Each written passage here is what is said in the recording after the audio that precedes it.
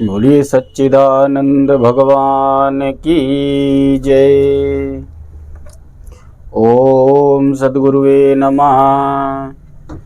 महाराज श्री सूत जी कहते हैं, हे सौनक मुनियों, कलयुग में जैसे श्री हरि ने नारद जी को बताया कि कैसे सदाचार सत्याचरण के द्वारा जीवन यापन करते हुए भगवान श्री सत्यनारायण को प्राप्त किया जा सकता है, तब श्री सौनक जी कहते हैं, महाराज जीवन जीने की आदर्श कला क्या है जिससे सत्यनारायण भगवान प्रसन्न होते हैं, और क्या सदकर्म की शिक्षा दी। तो कहते हैं, देखो, जीवन जीने के लिए भगवान ने आदेश दिया। वेदों के अनुसार हमारा सनातन धर्म जीवन को 4 भागों में बांट देता है। इन 4 भागों में बांटने से जीवन जीना आसान हो जाता है और एक जीवन की टाइमलाइन बन जाती है। जैसे कि हमको खूब पढ़ लिख लें, खूब ज्ञानी हो जाएं, तो उसका मूल्यांकन कैसे होता है। जीवन में परीक्षाएं होती हैं, उन परीक्षाओं में सीमित अवधि के अंदर जो पूछे गए प्रश्न हैं उनका उत्तर, जैसे हम लोग हाई स्कूल इंटर आदि की परीक्षाएं देते हैं, कोई भी कंपटीशन की परीक्षा देते हैं, तो उसमें टाइम दे दिया जाता है 2.5 घंटे या 3 घंटे। अब भले तुमको चारों वेद पुराण शास्त्र अर्थात सारे विषय तुमको आते हैं, लेकिन तुमको उन 3 घंटे के अंदर 2.5 घंटे के अंदर अपनी सारी खूबियों को, सारे ज्ञान को सांकेतिक उत्तरों के रूप में बताना ही बताना है। और भले कुछ ना आता हो, अगर उन घंटे में पूछे गए प्रश्नों से तुम परीक्षक को संतुष्ट कर लेते हो तो तुम उत्तीर्ण मान लिए जाओगे। तो बंधुओं, इसीलिए कहा गया है कि कभी कभी क्या होता है, कुछ लोग पूरा जीवन मेहनत करते रहते हैं और जब परीक्षा की घड़ी आती है तब वे आलसी हो जाते हैं, फेल हो जाते हैं। इसको समझना चाहिए। क्यों हर वक्त नाम जप, भगवान कीर्तन, भजन कि किस उसमें एक नोटिस आ जाती है कि भैया फला तारीख को परीक्षा है, लेकिन मृत्यु की कोई नोटिस नहीं होती है। लेकिन कोई ये न कह दे कि हमको मौका नहीं मिला है, तो कहा गया कि अगर आप कोई भी मार्ग नहीं चुनते हो, सिर्फ आश्रम पद्धति का पालन करिए संस्कारी जीवन से और समयानुसार उनके कर्तव्य पूरा करते रहिए, तो तुम्हारे पुरुषार्थ सिद्ध हो जाएंगे। और पुरुषार्थ सिद्धि का मतलब ही है कि आपको मोक्ष मिल जाएगा। कैसे? जैसे एक ट्रेनिंग होती है कि उसमें आप 10 लोग हैं तो 10 लोगों में 5 सुपर होते हैं,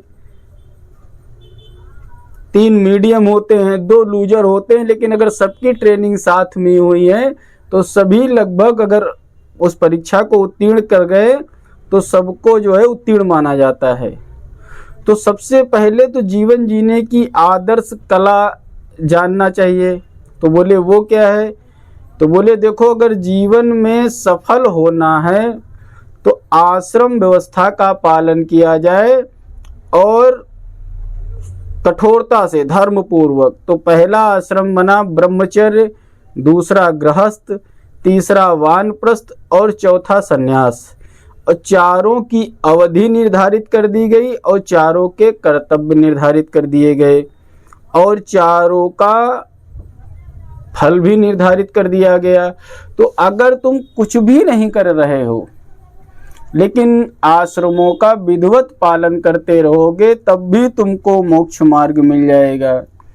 तो बंधुओं, ब्रह्मचर्य आश्रम के लिए ऋषियों ने क्या आदेश दिया कि सबसे पहले आपको बताया जा चुका है, जब मानव जीवन में जो शरीर के हैं, समझिएगा, शरीर के 16 संस्कार होते हैं।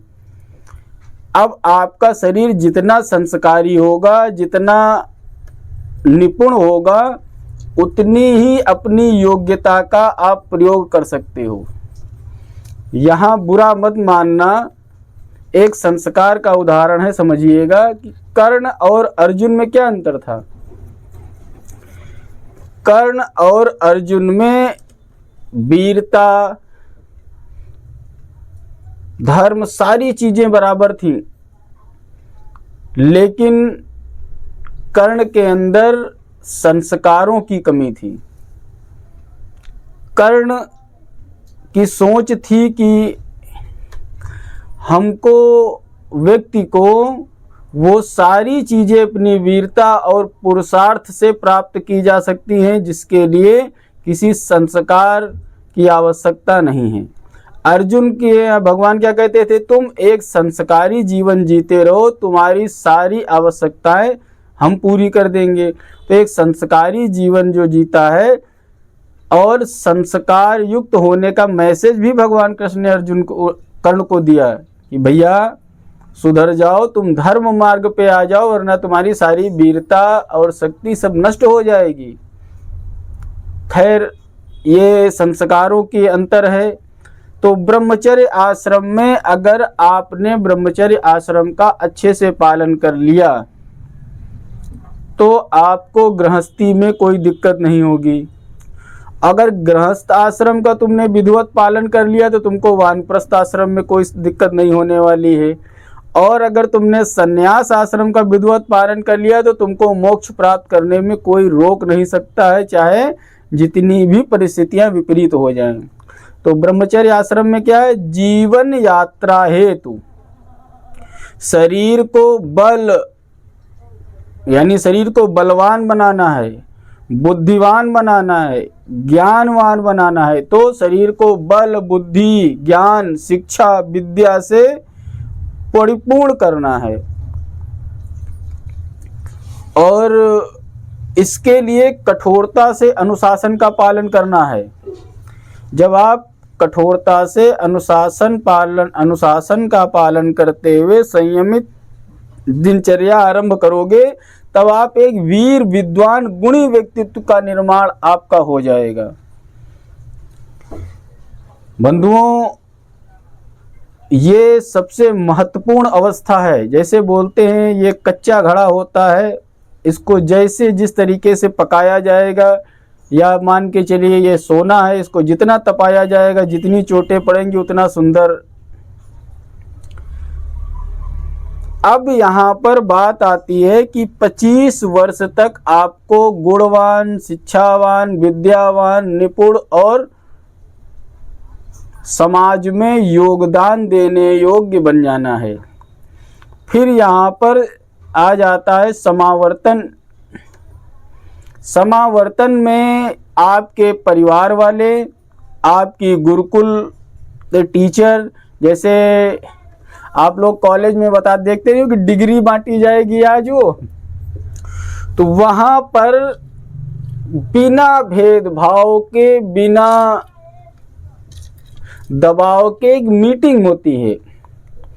उस समावर्तन में पूछा जाता है, यह जो अब 25 साल तक जो शिक्षा दीक्षा की है, तब तक वो आचार्य बन चुका होता है, यानी वो स्नातक निपुण हो चुका होता है। तो वहाँ पर आचार्य बता देते हैं कि ये आगे चल करके व्यापार के द्वारा धन कमाएगा, कि योद्धा बन के धन कमाएगा, कि शिक्षक बन के धन कमाएगा, या ब्रह्मचारी ही रह करके धर्म मार्ग में सेवा करेगा। तो वहाँ पर प्रदर्शन होता है। यहाँ तक कि राजा लोग भी, जिसको प्लेसमेंट आजकल कह सकते हो ना, जो कॉलेज से सिलेक्शन होता है, तो वहाँ से अपनी विद्याओं की जब निपुणता चेक होती है तो राजा लोग वहीं से उसको जीविका देते हैं। जब वो अपनी विद्या के अनुसार जीविका पालन करने, जीविका कमाने का योग्य माना जाता है, और माता पिता नहीं जिम्मेदारी लेते हैं, मतलब माता पिता जिम्मेदारी ले लेते हैं कि हमारी वंश कुल परंपरा की जो धन वृत्ति है, जो जीविका है, उसके द्वारा ये समाज को योगदान देगा। यानी दो कारण बनते थे, या तो ये राजा के नहीं, जिसको बोलते हो सरकारी नौकरी में चयन हो जाए, या माता पिता स्वयं गारंटी लेते थे कि इसको मैं बेरोजगार नहीं रहने दूंगा, इसको अपनी पारिवारिक जीविका माध्यम से, जो हमारी पैतृक जीविका है, उसी में इनको शामिल करके और आगे बढ़ाऊंगा। अब यहाँ इसको मान लिया जाता था कि समावर्तन हो गया है, तो जब समावर्तन हो करके बटुक को घर लाया जाता था तो केस वे सब बना करके, क्योंकि वो उनका भाव भेष अलग होता था आचार्यों का, तब वो गृहस्थी में अपने कुल जाति परंपरा के अनुसार उसी में समाहित हो जाता था।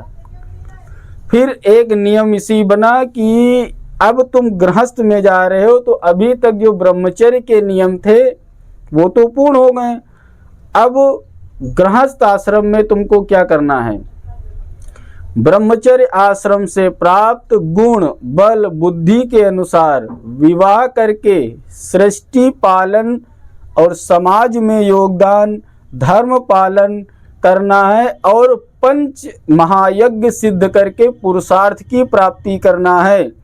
और दूसरा काम क्या होता है कि तुमको समाज को अपने से श्रेष्ठ संतान को गृहस्थी में प्रवेश दिलवाना।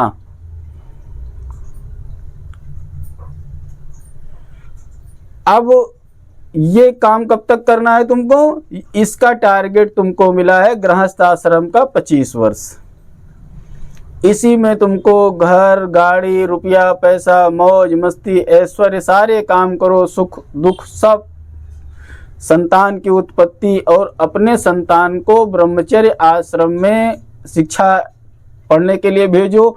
और जिस दिन तुम्हारा पुत्र पुत्री जो संतान है वो ब्रह्मचर्य आश्रम से समावर्तन करके गृहस्थ आश्रम में आए, वैसे ही जो वहाँ गारंटी ली जाती है ना समावर्तन में कि ये पैतृक जीविका या तो वो राजकीय सेवा में जाएगा या पैतृक व्यापार जो होते थे उनको वो संभालेगा, यानी कि उत्तराधिकारी बन जाएगा।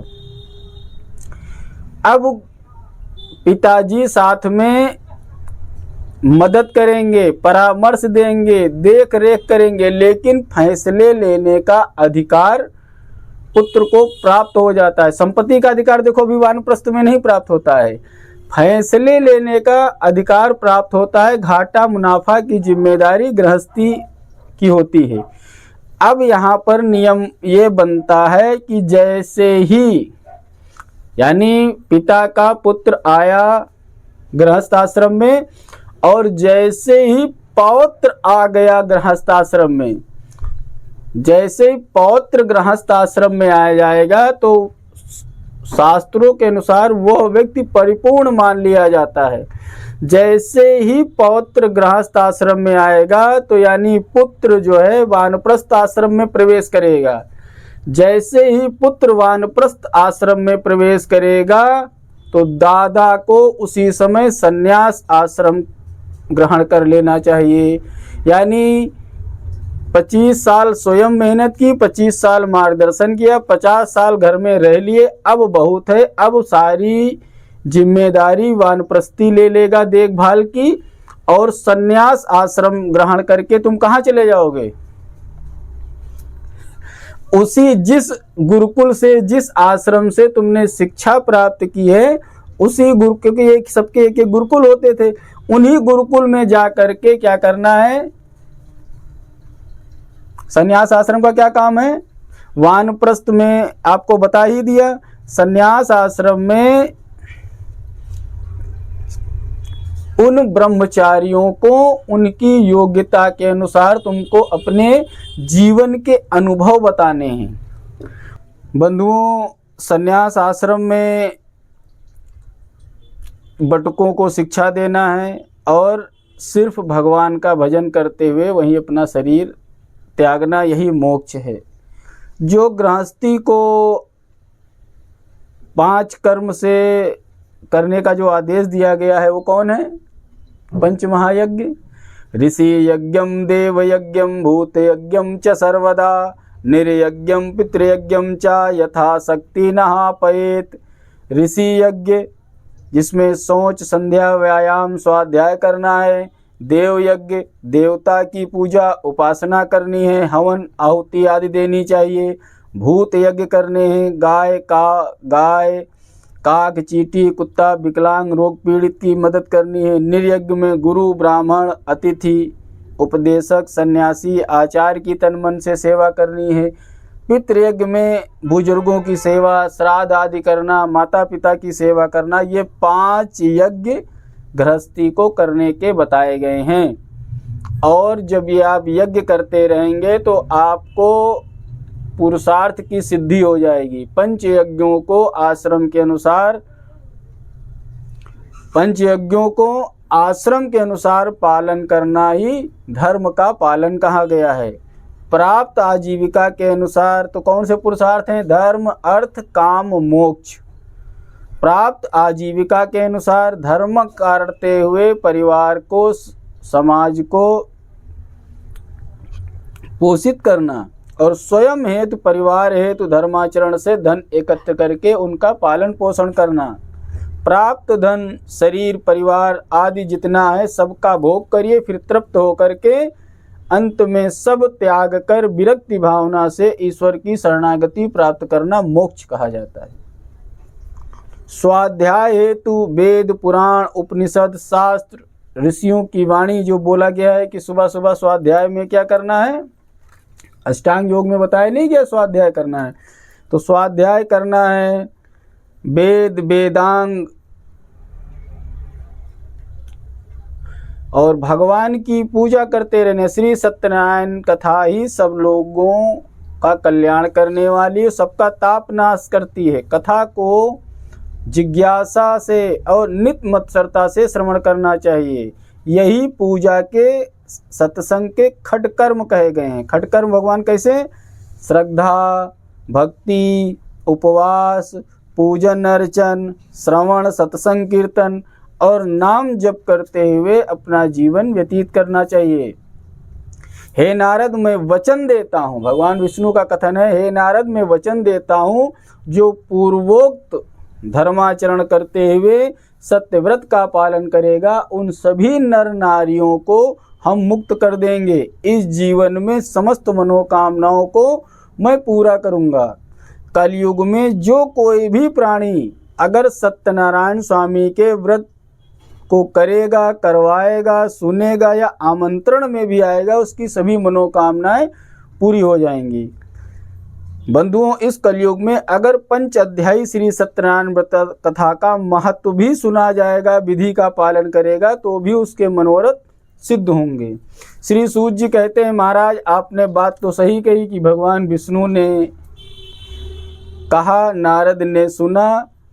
ये बताइए, जो इस पृथ्वी पर सबसे पहले सत्यनारायण व्रत को किसने किया था?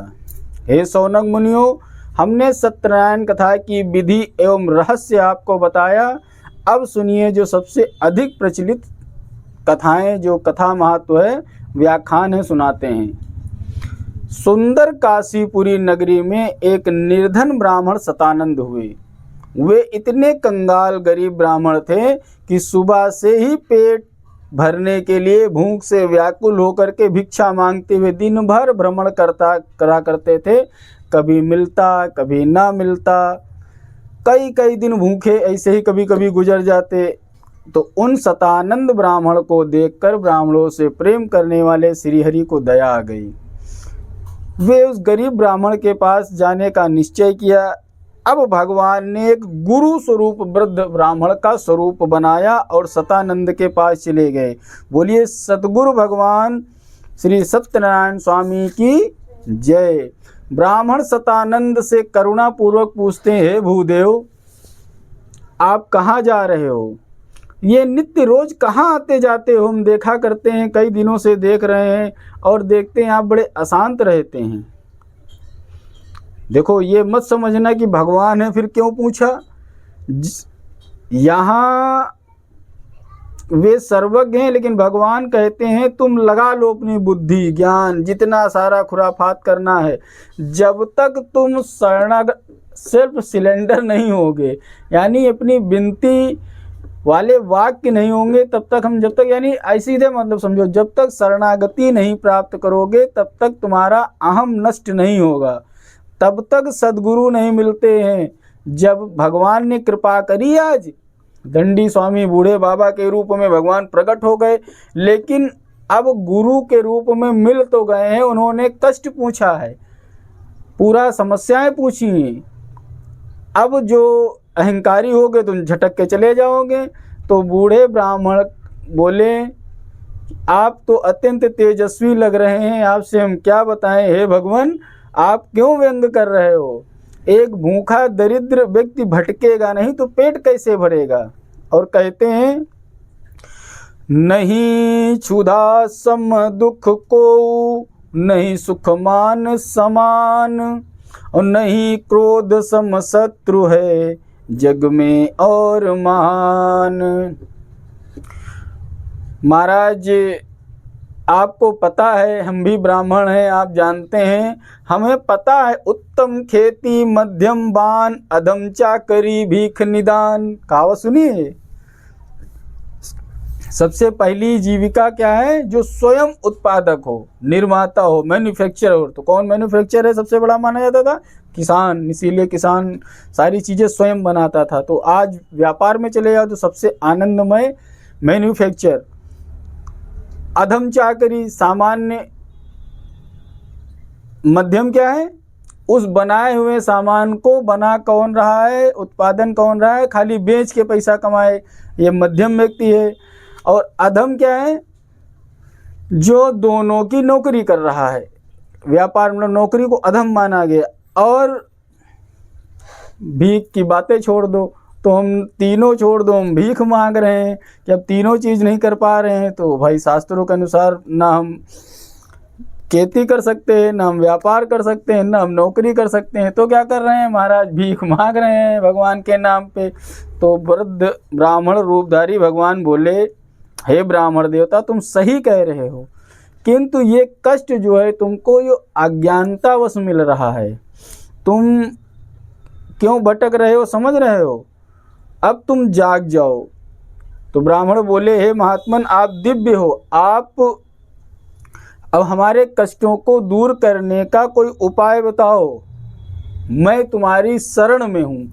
जैसे ही कहा मैं तुम्हारी शरण में हूँ, तो कहा आप हमें अपना शिष्य मान करके उपदेश करें, हमें क्या करना चाहिए जिससे इस निंदित जीवनचर्या भिक्षावृत्ति से मुक्ति मिल जाए।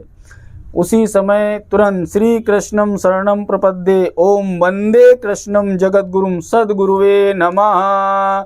भगवान ने कहा, ठीक है, आज से तुमको हम सत्यनारायण के स्वरूप का ज्ञान दे रहे हैं। सत्यनारायण कथा का प्रचार प्रसार करो और सत्यनारायण कथा का रहस्य समझो। जितना पूरा सुन के आए हो सब समझाया, और जब सारी बात समझ में आई तो सतानंद ब्राह्मण ने स्वीकार कर लिया, संकल्प लिया, आज से मैं एक जगह बैठ करके सत्यव्रत धारण करूंगा और यहीं पर भगवान की कथाओं का गुणगान किया करूंगा, जो होगा देखा जाएगा। भगवान से मंत्र लिया और एक जगह बैठ गया।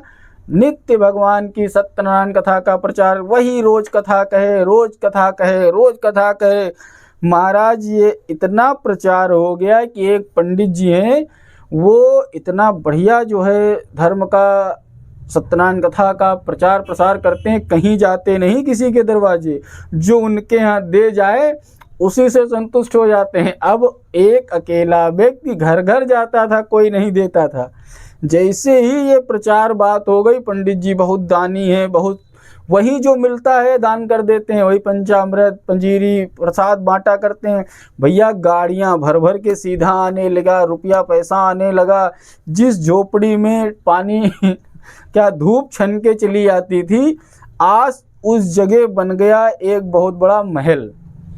और वो पंडित जी नित्य वहीं पर सत्यव्रत करते। भगवान श्री सत्यनारायण की कृपा से वे शीघ्र धनवान हो गए। झोपड़ी की जगह एक बड़ा मंदिर बन गया, जहाँ वे अपने पत्नी बच्चों सहित भगवान का नाम जप करते, सबको सत्यनारायण जी की कृपा का फल सुनाते कि देखो हम क्या थे क्या हो गए। अब वे सत्यवादी धर्मपालक धर्मरत व्रती सत्यानंद को देखने के लिए दूर दूर से लोग आने लगे।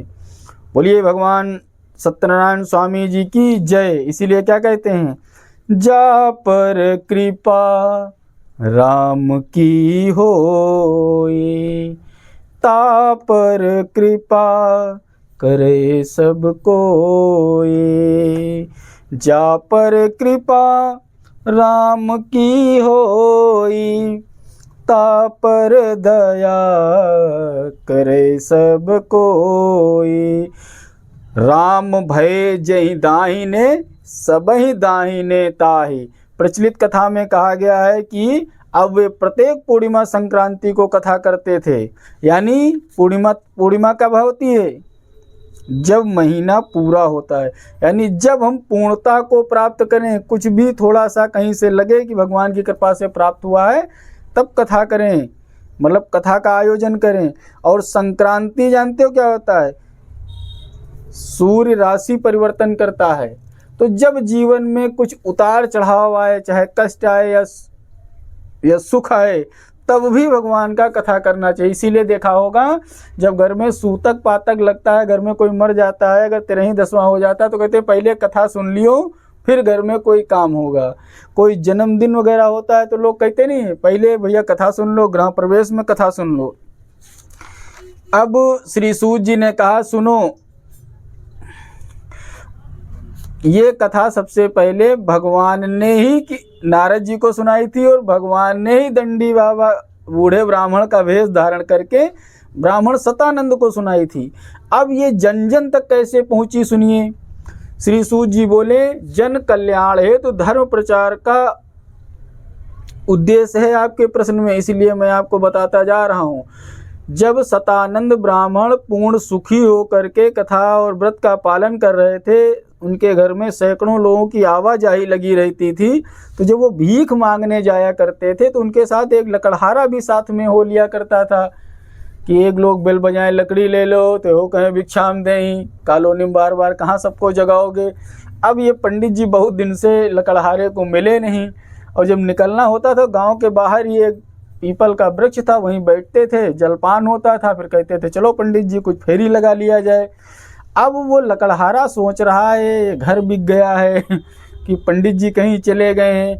आज वो प्यास से व्याकुल था और सोचा कि घर से सब दोना में भर भर के चरणामृत कटोरा भर भर के पी रहे हैं, पंजीरी लेके आ रहे हैं, चलें देखें इस मंदिर जो नया बना है इसमें क्या हो रहा है।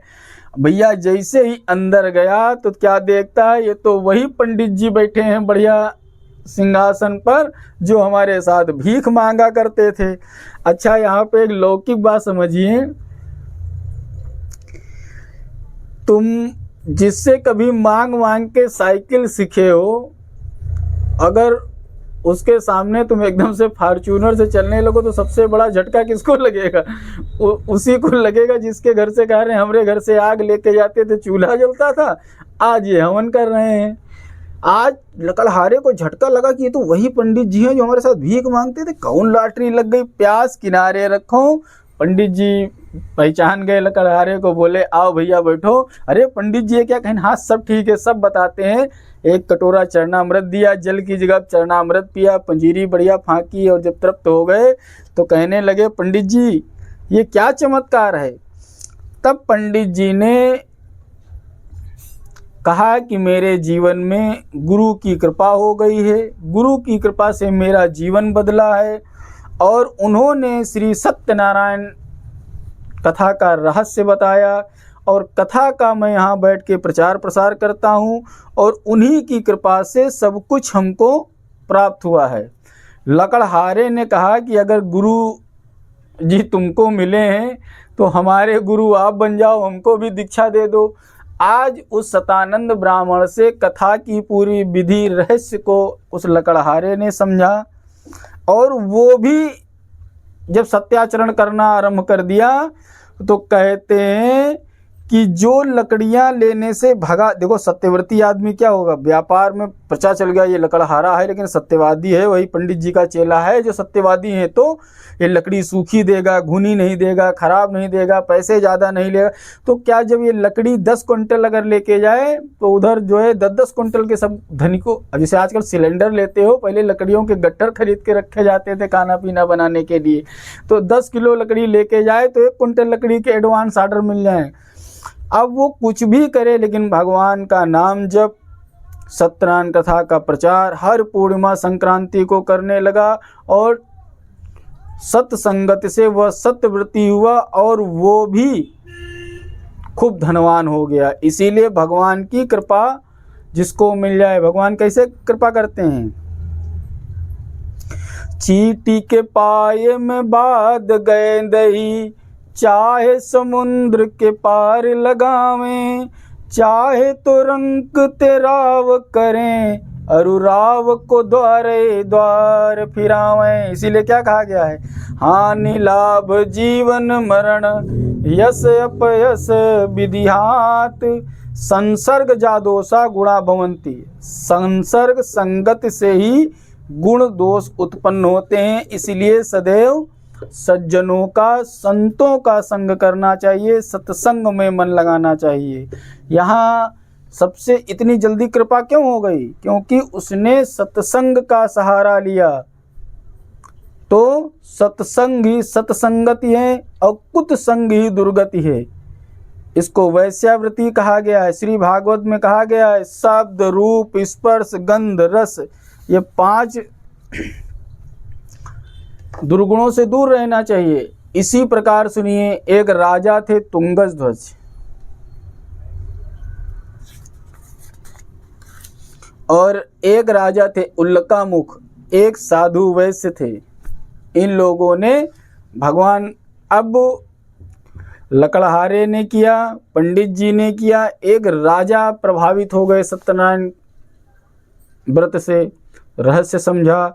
उल्कामुख के राजा समझ गए कि भगवान का प्रचार प्रसार करना है तो महलों में काम नहीं चलेगा। वे बड़े जितेंद्रिय थे, बुद्धिमान थे, नित्य प्रति मंदिरों में जाते, धर्म कथाओं में दान देते, मंदिर देवालयों का निर्माण कराते, साधु सन्यासियों का सत्कार करते, उनकी सेवा करते और उनकी पत्नी उनकी हर सेवा में मदद करती थी। वो बड़ी पतिव्रता और सुमुखी और सुशीला थी।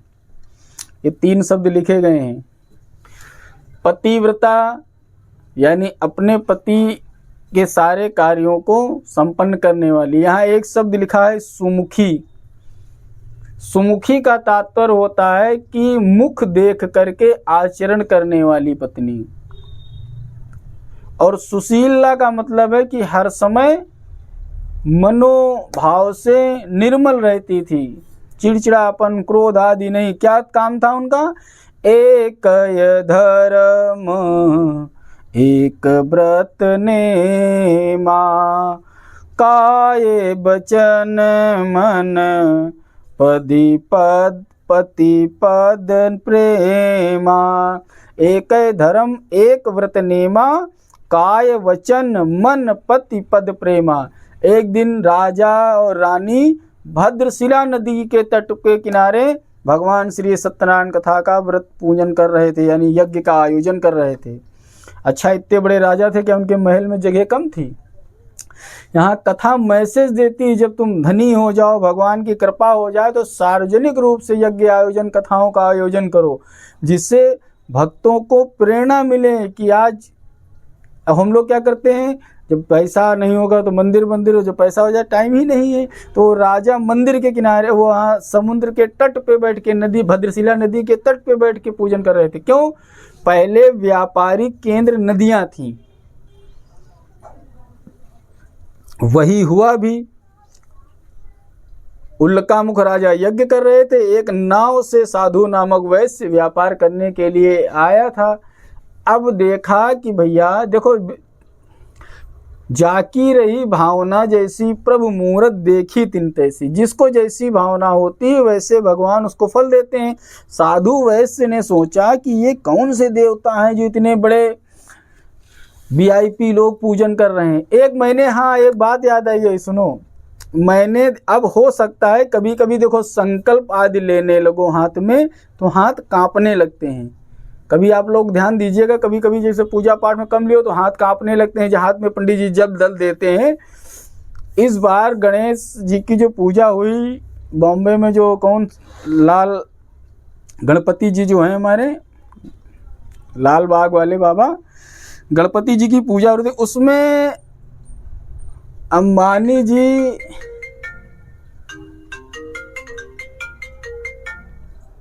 इसमें अंबानी जी जो है थोड़ा ऐसे ऐसे प्रणाम कर रहे थे, ऐसे ऐसे हाथ कर रहे थे।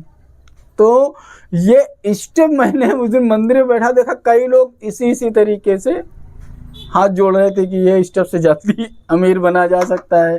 खैर, लेकिन ये तो व्यंग है कि मतलब देखा कि एक लोग हाथ हिला के, अब भाई कोई होगी विधि, ऐसा शास्त्रों में तो नहीं लिखा है कि हाथ नतमस्तक। अब साधु वैश्य ने नाव किनारे लगाए, सोचा, तभी बात याद आ गई कि ये राजा रानी व्रत कर रहे हैं, तो इसका मतलब ये है कि ये जो देवता हैं कोई बहुत धन देने वाले देवता हैं।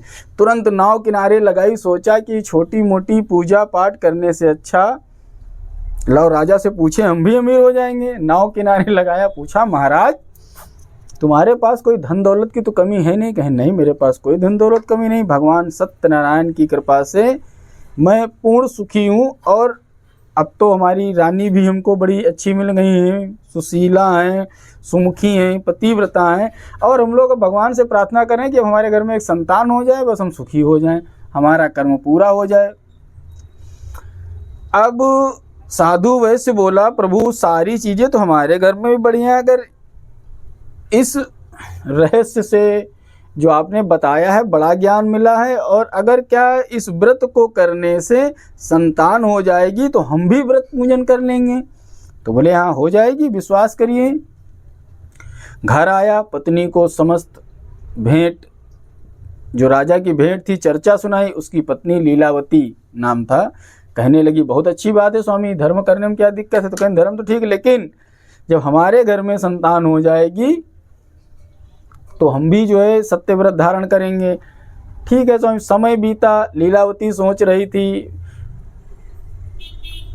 क्या कहावत है, पति बिन सूनी मांग पुत्र बिन है घर सूना, और दो है मुक्ति मार्ग दो बिन है दुख दूना। ये जिसके नहीं होता है, कहते नहीं, वही जानता है। 10वें महीने भगवान की कृपा से साधु वैश्य के घर में एक सुंदर कन्या का जन्म हुआ। अब सुंदर कन्या का जन्म हुआ, लीलावती बड़ी प्रसन्न हुई।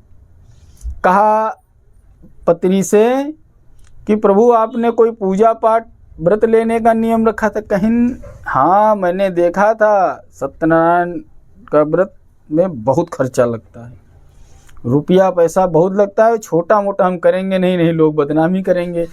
तो बोले क्या, कहीं चाहे अब करें और चाहे विवाह के समय करें, करना तो एक बार ही, तो ऐसा करें, एक तो हुई है बिटिया और पता नहीं जिए कि मर जाए, पूजा पाठ बेकार हो जाए, तो ऐसा करें कि जो सत्यनारायण का व्रत और जो पूजा पाठ है यह सब जब ये विवाह योग हो जाएगी तभी से शुरू करेंगे। बंधुओं, अब वो उधार की बिटिया हो गई, नहीं उधारी धन हो गया।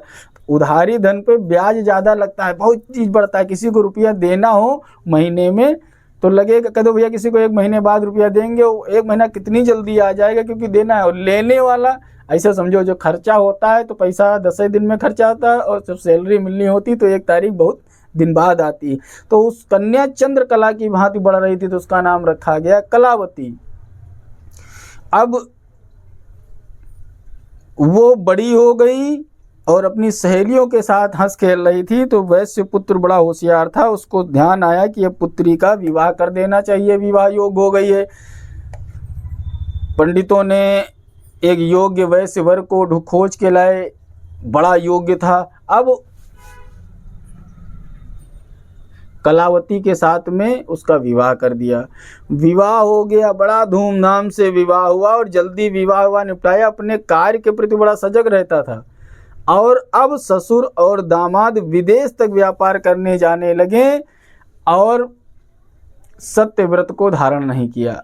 क्या हुआ, अपने व्रत से जब विमुख हो गया तो वो जिस राज्य में जो व्यक्ति धर्म से विमुख हो जाएगा, समझ लीजिए कि भगवान 1-2 बार मौका देते हैं, फिर उसके कर्म ही उसको दंड देने लगते हैं। जैसे कथा कहती है कि भगवान से विमुख हुआ, कष्ट के दिन चालू हो गए।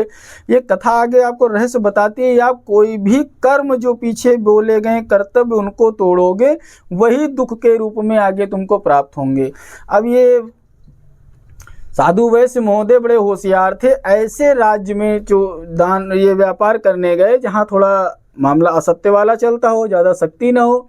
हुआ यही, एक दिन राज्य में चोरी हो गई, जिस देश में व्यापार करने गए थे। और चोरों ने राजकीय धन चुराया, भागते रहे, सिपाही लग गए पीछे। अब सिपाही दौड़ाते जा रहे हैं, चोर भागते जा रहे हैं, आगे आ गई नदी।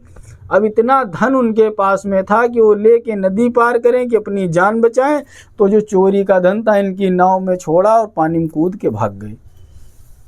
अब सिपाहियों ने देखा कि राजकीय मुद्राएं धन इनकी नाव में मिला, तो जैसे होता नहीं है आजकल कि तुम कमाते रहो, खूब कमाते रहो अधम से, सरकार जल्दी नहीं पूछेगी, लेकिन जिस दिन सरकार के फंदे में आ गए उस दिन जेसीबी चल जाती है। अब महाराज जब ये पकड़े गए तो दरोगा सिपाही ने इतना फाइल मजबूत कर दी कि इंटरनेशनल चोर घोषित कर दिए गए। रोज सुबह शाम ब्रेकिंग न्यूज, 9 में करोड़ों का सोना पकड़ा गया, इंटरनेशनल चोर आतंकवादी पकड़े गए। अरे भैया, इनकी कोई इतना दबाव बना दिया लोगों ने, मीडिया ने, कि इनकी एक मुकदमा ने डायरेक्ट वहीं से स्पेशल फास्ट कोर्ट लगी और इनको जेल डाल दिया। इनको कोई मुकदमा, कोई सुनवाई नहीं हुई। अब इनका जिनका धन था वो सारा जब्त कर लिया गया, रुपया पैसा। अब जब महीना 2 महीना में कोई दूत आ जाता था, कोई पैसा आ जाता था, घर पे कोई संदेश आ जाता था, इधर ये जेल में बंद है, घर पे कोई मैसेज नहीं आए। अब जो रुपया, जब घर में कोई पुरुष भी नहीं रहता है तो एक उसका नाम ही बहुत महत्वपूर्ण रहता है। अब क्या हुआ, पुरुष की अनुपस्थिति में वहाँ के चोरों को लगा कि इनके घर में कोई है तो नहीं, तो जो बर्तन भरवा धन था वो चोरी हो गई, वो सब चोर लेके भाग गए। रिश्तेदारों, वही चोरी के बहाने रिश्तेदार भाई आए कि भैया बड़ा गलत हुआ। अब ये कहीं किसी रिश्तेदार के यहाँ फ़ोन करें तो कोई बताओ दीदी रखो बर्तन मांजे जा रहे हैं, भैया हुआ जा रहे हैं, कोई रिश्तेदार नातेदार आना बंद हो गया। पड़ोसी इनकी गली के सामने से निकलना बंद कर दिए, कहीं कोई दिन कटोरी माटा ना मांग ले। अब घर में सुनो, खाने को छोड़ दो, एक चींटियों के लायक अन्न का दाना इनके घर पे ना बचा। माँ बेटी जगह जगह भीख मांगने लगी। इतने बड़े बड़े खानदान की बहू और बेटी कलावती और लीलावती घर घर भीख मांग करके। महाराज एक दिन दुख दरिद्र दूर करने वाली कथा कलावती के कान में पड़ी। कैसे, शाम के टाइम कहीं भिक्षा नहीं मिली तो एक जगह बैठी, कथा हो रही थी। संध्या काल ज़्यादातर सत्यनारायण कथा का आयोजन होता है। सुना तो उसमें कहा गया भाई पूरी कथा सुन के प्रसाद लेके घर जाना चाहिए। तो प्रसाद लेकर के देर में आई, 8-9 बज गए होंगे, 10 बज गए होंगे जो। तो माँ डांटने लगी कि देख तू अब हम लोग उस बड़े सेठ के घर की बेटी नहीं है, बेटी तू नहीं ना, औरतें हैं, संध्या काल होते ही घर आ जाया कर। तो बेटी रोने लगी, मैं कहीं इधर उधर नहीं थी माँ, एक जगह भगवान की कथा हो रही थी, तो कहीं भले तुम कथा से आ रही हो। गरीब घर की बेटी अगर रात में 8-9 बजे आती है तो मोहल्ले वाले ज़्यादा पूछते हैं। अगर जो अमीर घर की बेटी चाहे रोज में 2 बजे आवे चाहे 3 बजे आवे, वो बड़ी सी फॉर्च्यूनर BMW में आएगी, गेट खुले घर चला जाएगा, तो मोहल्ले वाले पता है क्या कहते हैं, इनकी बिटिया बेचारी बहुत मेहनत करती, 2-2 बजे रात तक मेहनत करती है। अगर धन है तो ये शब्द लग जाएगा। अगर गरीब घर की बिटिया रात में 8-9 बजे भी परिश्रम करके पैदल अपने घर आ जाए तो कहते हैं इनकी बिटिया देखो इतनी रात तक कहाँ घूमा करती है। बेटी ये समाज है, यहाँ से जागिए। तब बेटी ने कहा कि माँ मैंने आज भगवान श्री सत्यनारायण कथा के रहस्य को सुना, व्रत को सुना, तो ऐसा करिए कि हम लोग ना भी संकल्प लें कि हम लोग भी सत्याचरण करें। तब लीलावती को ध्यान आया, बिटिया यही व्रत यही संकल्प तो तुम्हारे पिताजी ने कहा था, हो सकता है इसी कारण हम लोग कष्ट भोग रहे हैं। एन केन प्रकारेण किसी तरीके से भगवान सत्यनारायण की कथा का व्यवस्था किया और पंडित जी को बुला के सत्यनारायण कथा सुनी और क्षमा मांगी। जब झूठ आचरण किया तो धन नष्ट हुआ। अब वे सत्यनारायण की शरण में गई, क्षमा मांगी, तब मुक्ति मार्ग खुल गया। वहीं जो रिश्तेदार नातेदार सब मुख मोड़े थे आने लगे, पता लगाने लगे। तब संदेश पहुंचा राजा के पास में कि एक व्यापारी 2 बहुत दिन से गायब हैं। तब राजा को स्वप्न में कहते हैं दंडी स्वामी के वेश में भगवान ने दर्शन दिया, हे राजा जो तुमने 2 वैश्यों को बंद किया है वो निर्दोष है, उनको छोड़ दे वरना तेरा राजपाट सब नष्ट हो जाएगा। महाराज डर के मारे राजा ने हजामत वगैरह उनकी बढ़िया बनवाई। एक नाव नहीं, खूब बड़ी वाली नाव, स्पेशल राजकीय नाव ध्वजा वाली इनको दी, उस पर खूब सोना चांदी भरा। कहा महाराज जहाँ जहाँ जाना ये प्रचार देखो, क्योंकि किसी देश में अगर पता चल जाए कि उत्तर प्रदेश में फैक्ट्री लगाओ, यहाँ का धन सरकार जब्त कर लेती है, तो कोई यहीं FDI लाएगा। FDI इसी तो कहते हैं, व्यापारी अगर ना है तो देश में उन्नत नहीं होगी। तो राजा ने सोचा अब ये देश देश जाया करता है, सबके यहाँ बताएगा जा करके कि इनके यहाँ जाओगे धन वन लूट लिया जाता है। तो इनकी खूब प्रशंसा की और इनसे दुगना तिगना धन दे करके इनको विदा किया। अब बड़े प्रसन्न हुए, नाव लेके चल दिए। अच्छा, तो भगवान ने सोचा देखें अब तो धन वन इसके पास खूब हो गया है। आवाज़ लगाई, कहा सेठ जी का है नाव में। सेठ जी अहंकार में थी कि अगर एको हार दे देवे तो काम गड़बड़ हो जाएगा, तो तुरंत झूठ बोल दिए हमारी नाव में सब लता पत्रा भरा है बाबा जी, तुम्हारे लायक हमारे पास कुछ नहीं है। नंदी बाबा बोले देख लो इतना निकृष्ट आदमी है, वहीं जो है इतना धन मिला। बोले जो कह रहे हो वही सही होगा, चल रहे हैं भैया, बोलो सत्यनारायण भगवान की जय, यानी तुम्हारा कहना सत्य हो। अब देखो कोई सोने से भरी नाव बढ़िया पानी में दबक के चिपक के चल रही थी, जैसे बोला लतरा पत्रा वैसे सारी नाव भड़ाक से 50 फुट ऊपर हवा में लहराने लगी। दवाद ने कहा पिताजी लग रहा है गलत बयाना हो गया, क्या हुआ। कहीं जरा बाहर निकल के देखे तो आसमान में टंगे हैं। अच्छा, जब हमारी गाड़ी चिपक के चल रही जीवन की बढ़िया होता है तो हमको कोई बाबा दाई ज्योतिषी की समझ में नहीं आती है बात, और जब नाव हवा में डगमगाने लगती तो हम लोग ढूंढने लगते हैं, बाबा ढूंढो, ज्योतिष ढूंढो, पंडित जी, कोई हमारा नाव दाम लगा दे। आप ससुर बेहोश हो गए, दामाद पानी वानी छिड़का, कहा हुआ कुछ नहीं, कहीं चलो बाबा को देखो चले, कुछ मुहूर्त वूर्त गड़बड़ हो गया क्या। दामाद ने कहा पिताजी जो आपने झूठ बोला है, तो कहीं कि हाँ झूठ तो कई बार बोला, तो कहने झूठ अभी वाला भी बोला है। तो बोले अब चलो बाबा के पास चलते हैं। अब गए बाबा, दंडी स्वामी सोचे अगर ये नहीं मिलेंगे तो ये मर जाएगा। कुछ दूर जाके लेटे हुए थे, गया क्षमा याचना करी, बढ़िया प्राण से बड़ी अच्छी स्तुति की भगवान श्री सत्यनारायण की। कहने लगा हे प्रभु तुमको इंद्र नहीं जान पाए थे, गोवर्धन उठा लिए थे, इंद्र से कहा हम जो है बहुत बड़े बुद्धिमान हैं, इंद्र छोड़ो, ब्रह्मा जी मोहित हो गए थे, तुमको नहीं पहचान पाए थे, गैया चुरा ले गए थे, हम छोटे मोटे एक बनिया व्यापारी आदमी धन के लालच में झूठ। भगवान प्रसन्न हो गए कि चलो अब सुधर जाओ। तो कहने लगा अब प्रभु मैं सुधर जाऊंगा। वहीं पर से उसने जो पूरे विश्व में कथा का प्रचार प्रसार किया, साधु वैश्य ने किया। वहीं से वो नगर के हर घाट पे जाए, वहाँ के ब्राह्मणों को स्वयं सत्यनारायण कथा का रहस्य उपदेश करे, वहाँ के पंडित जी को बुलाए, उनसे कथा सुने, और पूरे विश्व में कथा का प्रचार प्रसार, जहाँ जहाँ तक वैश्य वर्ग हमारा है, वैश्य भाई हैं, वहाँ तक कथाओं का प्रचार प्रसार किया उसने। अब वो घर पे आया तो कहते हैं घर पे आए तो मैसेज भेजा कि जाओ हमारी बिटिया और पत्नी को बता दो कि लौट के आ गए हैं। महाराज जल्दी जल्दी काम ख़त्म किया। अम्मा ने बिटिया से कहा तुम काम ख़त्म करके आना और हम जा रहे हैं तुम्हारे पति से मिलने। तो कथा यहाँ एक और मैसेज देती है, जैसे माँ घर से निकली, बिटिया ने तुरंत दरवाज़ा बंद किया और चली आई। कहते हैं प्रसाद का अनादर हुआ और उसका पति नौका सहित अदृश्य हो गया। भगवान क्या इतनी देर से जो रहस्य बताएं, एक दो ना प्रसाद न खाने से पति मार डालेंगे। कथा का तात्पर्य है कि माताओं को कितनी भी जिज्ञासा हो, उत्सुकता हो, घर का पूरा काम किए बिना दूसरा काम नहीं करना चाहिए। घर में देखो कितने होते हैं, गैस सिलेंडर है, बिजली बोर्ड है, ये है, ताला चाबी सब। और यहाँ एक क्या मैसेज है, हम लोग एक दो बार कथा में पूछते हैं, तुम भी बताना कि पति से मिलने की जल्दी माता को ज़्यादा होनी चाहिए कि बिटिया को ज़्यादा होनी चाहिए। तो हमने एक जगह पूछा था कथा में, वहाँ पे 100-150 लोग बैठे हुए थे, घर में कथा हो रही थी, तो बड़ी माताओं ने कहा कि नहीं अम्मा को ज़्यादा जाना चाहिए। तो हमने कहा सही कह रहे हो, इसीलिए अम्मा गई थी। तो मेरा मत है कि एक युवा लड़की को अपने पति से मिलने की जल्दी जिज्ञासा होगी, घर की जिम्मेदारी बड़े बुजुर्गों को लेनी चाहिए। खैर भगवान ने आकाशवाणी करी, साधु वैश्य ने सबको बुला के घाट पे भगवान श्री सत्यनारायण का व्रत हुआ पूजन किया। भगवान बड़े प्रसन्न हो। ये जो साधु वैश्य है कौन है, ये हम ही लोग हैं।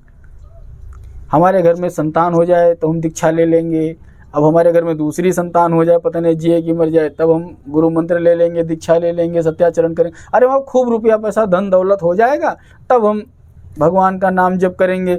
तो यहाँ तक करते करते देखो संतान हो गई, विदेश तक व्यापार हो गया, सोने से नाव भरी चल रही है, जीवन बड़ा सुगम है, लेकिन तब भी दान धर्म सत्याचरण करने से जो पीछे होता है तो वो धन लता पत्रा हो जाता है। इस प्रकार बंधुओं, अब हर पूर्णिमा और संक्रांति को वो भगवान श्री सत्यनारायण का व्रत व पूजन करता, उनका प्रचार प्रसार करता। इसी प्रकार एक राजा तुंगध्वज थे, बड़े अभिमानी थे, वन आदि में जाते थे, अपनी वीरता का खूब प्रदर्शन करते, खूब शिकार आदि करके। खैर वो राजकर्म है, क्षत्रिय धर्म है। लेकिन एक दिन ग्वाल वाले कर रहे थे भगवान श्री सत्यनारायण की पूजा, और राजा के पास प्रसाद न देने जाएं तब धर्म संकट, देने जाए तो ग्वाल वालों ने प्रसाद लिया और राजा के समीप रख दिया, प्रणाम किया, चले गए। राजा ने सोचा ये ग्वाल वालों का प्रसाद क्या हम खाएं, इतने बड़े राजा आदमी, इन्होंने उसकी तरफ देखा तक नहीं, राज्य चले आए। कहते हैं इनके 100 पुत्र राजपाट सब नष्ट हो गया। राजा बड़ा होशियार था, पुनः गया ग्वाल वालों के साथ में। तो यहाँ कहने का तात्पर्य है, जो राजा होकर के छुआछूत करेगा, ऊंच नीच का भेदभाव करेगा, तो उसको कोई वोट देगा? तभी तो आजकल नेता लोग जाते नहीं हैं, कहते हैं सबके यहाँ भोजन वोजन करो ताकि सब लोग जाने कि हम लोग ऊंच नीच भेदभाव नहीं करते हैं। राजा ग्वाल वालों के साथ में भगवान श्री सत्यनारायण की कथा का आयोजन किया, प्रसाद पाया, सबसे प्रेम पूर्वक व्यवहार किया। धीरे धीरे उसको राजपाट, धन धान्य, समृद्धि प्राप्त हुई। इस प्रकार बंधुओं, जो कोई भी भगवान श्री सत्यनारायण व्रत की कथा का महत्व भी सुनता है तो उसके सभी कल्याण हो जाते हैं, और जो पालन करता है पूरा व्रत उसकी तो राधे राधे, बिल्कुल सारा कल्याण। अब बंधुओं, इसमें एक आखिरी प्रश्न और आता है, जहाँ से कथा चालू हुई थी कि हम खूब काम करते हैं, पंडित जी खूब पूजा पाठ धर्म करते हैं, लेकिन कष्ट हम ही को क्यों मिलता है? सबके मन में प्रश्न होता है, नहीं होता है? तो बंधुओं, सभी ने सत्यव्रत पालन किया, भगवान की भक्ति की, तो अगले जन्मों में भगवान की लीला में इन लोगों को स्थान मिला है, और कठिन परीक्षा दे करके सिद्ध किया है कि हम भगवान के भक्त हैं, पीछे नहीं होने वाले हैं। इस जीवन में इन्होंने अपने शरीर को तपाया, तपे खूब बढ़िया से। अगला जीवन जो इनको मिला तो वो भगवान की लीला में इनको प्रवेश मिला, और उस लीला में इन्होंने कठिन परीक्षा देकर, सत्य पीड़ा तो पाता है किंतु परास्त नहीं होता, ऐसा मैसेज भगवान ने दिया। हर सत्याग्रही सुखी हो जाए, आवश्यकता नहीं है, भक्त सुख दुख से परे होता है। महाराज, जो महान दरिद्र ब्राह्मण सतानंद थे, जब वे बैकुंठ वास पाया तो कहते हैं मुक्त हो गए। ये कथा के जुड़े, बैकुंठ वास पाए तो बैकुंठ वासी जब भगवान की लीला होती तो वापस उनके साथ में लीला अवतारों में आते हैं, उनके ऊपर कोई दोष नहीं लगता है। क्यों दोष लग जाए? अगर वे भगवान के विपरीत हो जाएं, जय विजय ने गलती करी, राक्षस हो गए। तो जो सतानंद ब्राह्मण थे वो कृष्णावतार में भगवान के प्रिय मित्र सुदामा हुए, और सुदामा जी कितनी परीक्षा दिए, कितनी, कभी भगवान से मांगे नहीं, तो लीलाधर हैं, जानते हैं इनसे हम कहाँ मांगे, हम तो लीला करने आए, भगवान की लीला में रहेंगे। तो उस जीवन में देखते हो भगवान श्री कृष्ण ने सुदामा जी के पैर धुले थे, और किससे? अश्रुओं से।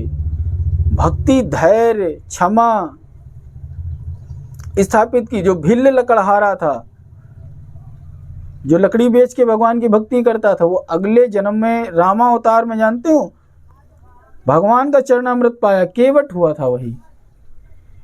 समस्त कुल का उद्धार किया, जिसके लिए भगीरथ को कितना श्रम करना पड़ा था, वो चरणों से गंगा उसने प्रेम से, और भगीरथ तो खाली गंगा का ही दर्शन कर पाए थे। अपने सिर पे वरद हस्त रखवाया, कठौती खड़ा करके संपूर्ण पूरे परम पिता परमेश्वर को साक्षात दर्शन किया। जो अब सुनो, एक मोरस ध्वज हुए, जो साधु वैश्य थे वो अगले जन्म में राजा मोरस ध्वज हुए। और मोरस ध्वज की कथा में है कि अपने पुत्र को आरे से चीर करके सिंह को दान, कितनी बड़ी परीक्षा देनी पड़ी। भोग दान की पराकाष्ठा। यहाँ केवल एक दिन किसी को रोटी खिला दो तो सोशल मीडिया में हल्ला मच जाता है। उन्होंने क्या किया, अपने लड़के को आरे से चीर करके दान किया। तो कितना भगवान किससे परीक्षा लेता है, हरिश्चंद्र से परीक्षा लिया, इनसे, तो अपने भक्तों से परीक्षा भगवान लेते हैं। किसी पहले यही कथा चालू यहीं से, राजा तुंगध्वज जो ऊंच नीच का वहाँ भेदभाव किए थे, तो सनातन धर्म में राज धर्म की शिक्षा दी, जिसको आज मनुस्मृति के हिसाब से जाना जाता है, लिखा गया है। इस प्रकार हर भक्त भगवान की लीला में भाग लेता है और उन्हीं के साथ वैकुंठ को प्राप्त हो जाता है। और जो ग्वाल बाल थे जो भगवान श्री सत्यनारायण का पूजा करते थे, वही ग्वाल बाल कृष्णावतार में ब्रजवासी गोप हुए और भगवान के प्रिय सखा बने। तो जब कभी भी कष्ट मिले तो समझ लेना भगवान का प्रिय बंधुओं। धर्म की व्याख्या बड़ी कठिन है, किंतु संक्षेप में इतने ही समझिए, वेद मार्ग पर चलना, सत्याचरण करना, सत्यव्रती बनना, स्मृतियों का आदेश मानने का पक्षधर एवं शास्त्रों का स्वाध्याय, पुराणों में निष्ठा, गुरु ब्राह्मण माता पिता की सदैव सेवा करना। दूसरा, एक हमेशा मंत्र याद रखना। क्या याद रखना है, ऐसा कोई भी व्यवहार कर्म ना करें अगर वो तुम्हारे प्रति हो तो तुमको स्वीकार न हो। हर सनातनी के अंदर धर्म के लक्षण परिलक्षित होने चाहिए, जो आगे बता चुके हैं कि धर्माचरण क्या है,